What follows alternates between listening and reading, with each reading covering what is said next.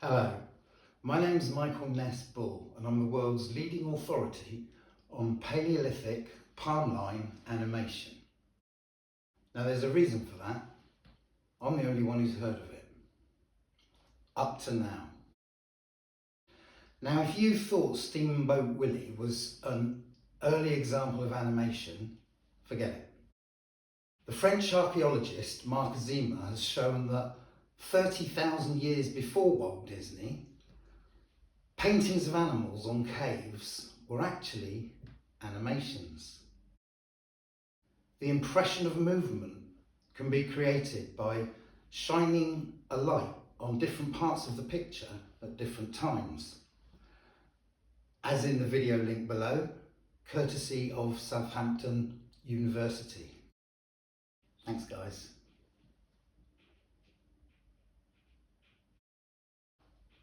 But long before we ever started painting on cave walls, we had all the curves and lines we need to create moving pictures in the palm of our hand. Now pretty much everyone has the same 4 lines running across their palm. They're the lines around which your hand folds. Now, if I hold my hand like this, they're quite faint. But if I squeeze it together, you should be able to see them quite clearly. In prehistoric times, that's before pencils, people used these lines for a lot of different purposes. They used them to predict the future. You probably knew I was going to say that. But they also used them to record information about the past and pass it on. And they used them to illustrate stories about gods and heroes. And they used them to create monsters for the kids. Am I serious? If I wasn't, I wouldn't be wearing this suit. Now, one of the things they did way back when was they named these 4 lines, and they named them after the planetary gods. Zeus, the ruler of the heavens, Kronos, his deposed father, Aphrodite, the goddess of love and beauty, and across the middle of the palm, Hermes, half man, half god. Now we know they did this because of 6 paragraphs of text that have come down to us from ancient times, known as the Greek chiromantic fragment. Now, this fragment of ancient text shows us that way back when, people named the lines and the parts of the hand after the gods. Now, by studying stories of these gods, the ones the lines are named after, for 40 years, I've been able to piece together some of the things that these lines can be used for. And about 5 years ago, I discovered something truly remarkable. You can use the lines of your palm and the creases of your thumb to animate famous stories about the ancient gods. In particular, stories about gods magically transforming into animals.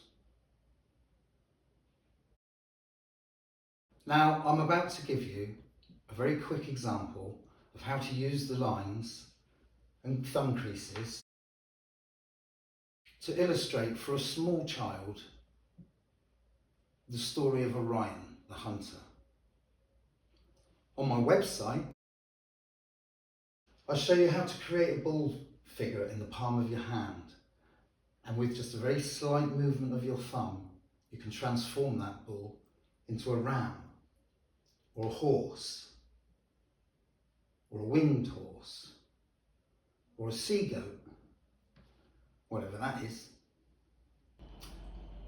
With the help of firelight, I'll show you how you can make this horse a horse with a fiery mane and fiery wings. And by using the base of your thumb, the shiniest part of your hand, to reflect light, you can give the ram a golden fleece. Now how about that? Forget Jason and the Argonauts. I think I'm the guy that found the golden fleece. Also on the website, I show you how you can animate in remarkable detail complex Greek myths, such as Theseus killing the Minotaur and escaping from the maze. But let's start with a simple one, Orion. Here's Orion the hunter firing his arrow. If you look closely, you'll see Orion's belt across his middle. And if you listen closely, you can hear the cord of his arrow snap back.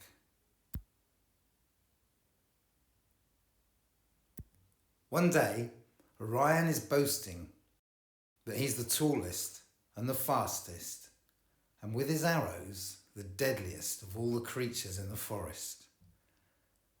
And that made him lord of the forest.